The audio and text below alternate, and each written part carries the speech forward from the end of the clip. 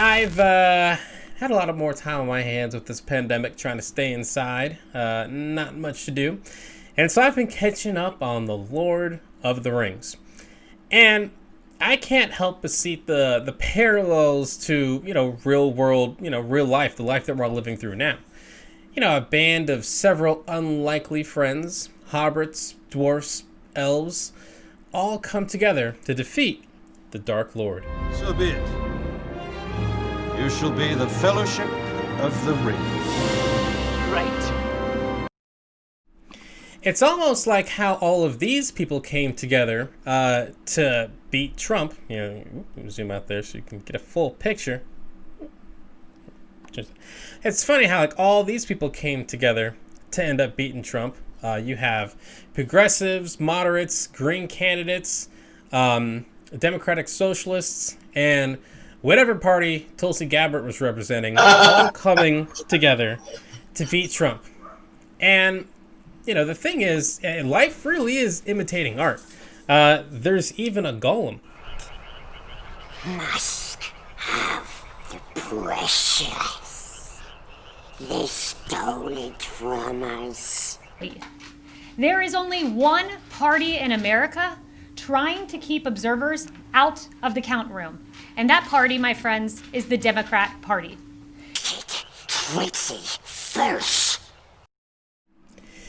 Now, but if there's one moment that is absolutely not playing out like the fantasy tale of Middle-earth, it's the very end.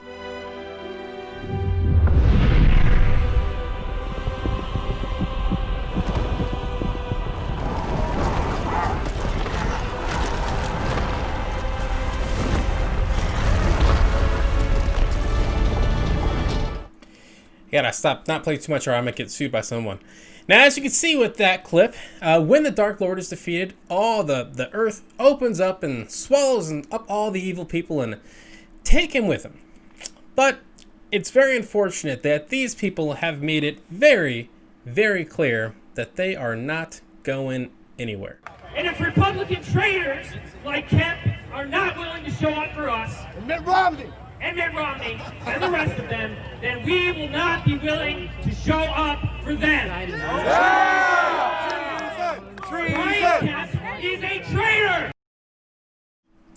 Just to be clear, Kemp is the Republican governor of Georgia. So, apparently he's also a traitor. So, Stacey, what's going to happen with all these people? What's going to happen with the worst of the Trump administration? I wish I could say with any degree of confidence that I knew. What I can tell you is that they're not going to go away, or at least not immediately. I don't think they'll ever go away. The good news is, or at least from my perspective, this is good news. Sooner or later, they'll start to see the image of Trump that they built up in their minds sort of crumble rather rapidly, I think. And that will accelerate once he leaves office. Trump has a history of, being sort of unpredictable and volatile and, just kind of being plagued by personal scandals, and that won't continue, and that will continue when he's no longer president of the United States. And in fact, my prediction is it will accelerate when he's no longer president of the United States. So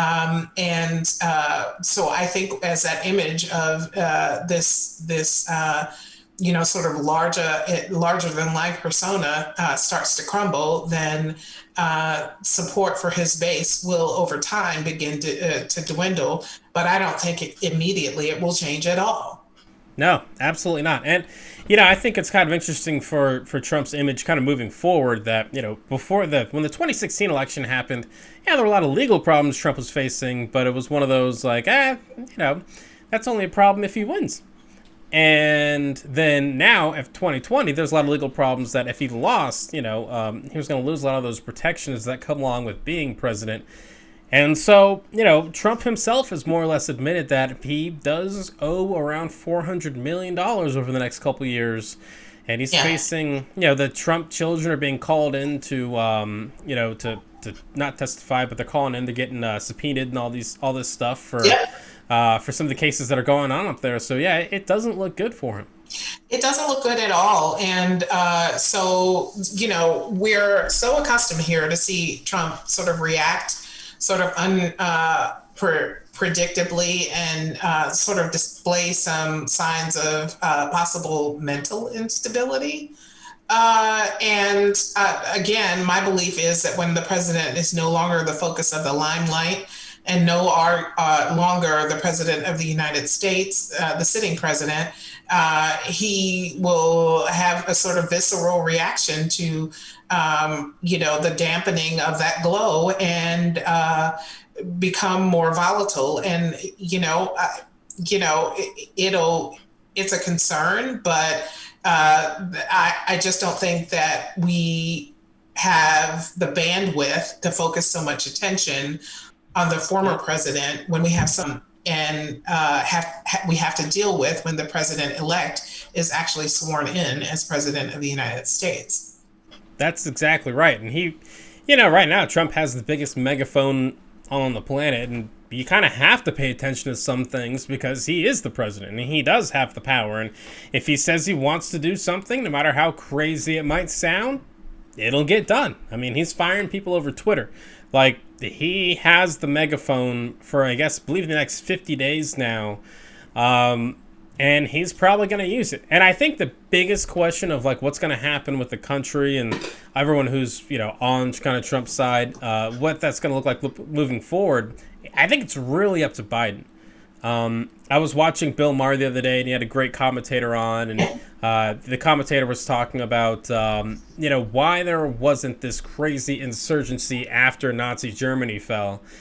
And the reason was, one, the Russians weren't playing none of that, and two, that we rebuilt Germany. All those disaffected, angry folks, we were like, hey, we got a job for you. And so for me, really, it's up to the Biden administration to show that government can work for people, and try to show that, we're not as broken and divided as we may seem. Yeah, but, I agree with that, Rashawn. I really do. I think the challenge for the Biden administration is that a lot of those excited about this administration and will continue to be dispassionate about this administration because it will look unlike Trump's administration. What you will see with the Biden administration is a cabinet, a lot of women in leadership positions, and that's not going to play well with the Trump base. They won't be happy about that. But at the end of the day, everybody's got to provide for their families. And if those people have to be supportive of those efforts of this president to unify the country and also improve the economy so that it works for every American citizen. Absolutely. That's the goal. And yeah, he's, I saw that Simone Sanders, who I love, is getting a very prominent role in the administration, which she deserves. But yeah, you kind of have a hard time thinking Republicans are just going to turn around and start embracing her. But if we want to defeat Trumpism, we got to do it where it started, and that's with a lot of folks feeling like they're kind of disaffected, or they're not growing with the economy, they're not getting good paying jobs, or those jobs getting shipped overseas, or so for me, at least what I'd like to hope is that there in the future, if we can solve some of these problems and kind of make the American economy work for all Americans, that maybe that gives us a pathway moving forward that doesn't include a civil war. Because as much as I bet I'd look good in a Civil War outfit, I don't. The saddest part about the prospect of a civil war is that we won't even be fighting it for a new reason. No, not at all. Yeah, it just doesn't make any sense. Nope, it doesn't make any sense at all. And so my hope is that people will see that the divisiveness that largely defined the Trump administration and frankly, the last bit of the union. If we are to move forward as a democracy, then we need to come together and work to the betterment of American society, creating stable major issues cohesively and not as this sort of disjointed faction of tribes. Absolutely. And I'm hoping that, it's interesting to me that one of the few things that I think Trump and Biden actually agreed on was there's this Order 230 or something like that. I can't remember the specific name of it, but it gives immunity to social media companies for their users' posts. I'm sure I might be kind of oversimplifying that if there's anyone who knows more about the legal specifics there. But I think Biden and Trump are both interested in potentially repealing this, and that's caused social media companies like Twitter, Facebook, even YouTube, getting more involved with kind of policing some of this fake content out there that is really driving a big wedge between a lot of Americans.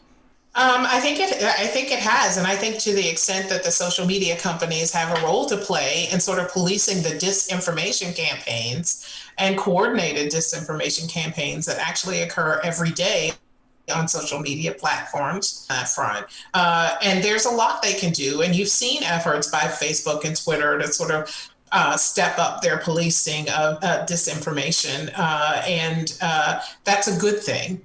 Absolutely. Because there's a lot of fake stuff out there. I think one of the craziest things I've gotten doing this was someone wrote an angry comment on one of my YouTube posts. They said something about me having an IQ of 80, which is much higher. And he said, I'm not going to listen to some dude with an IQ of 80 who's a millionaire. And I was like, thinks I'm a millionaire? That's so cool. So, yeah, there's a lot of fake stuff out there. And, hopefully we can, move past it and all kumbaya back together again. Hey, what's going on, everyone? Thank you so much for watching Citizen Pete. I really appreciate it. If you haven't already, click that little subscribe button, maybe the like button, and hey, maybe just leave a comment. I want to know what you're thinking. What do you think about all the politics and news and all the stuff that's going on in our country?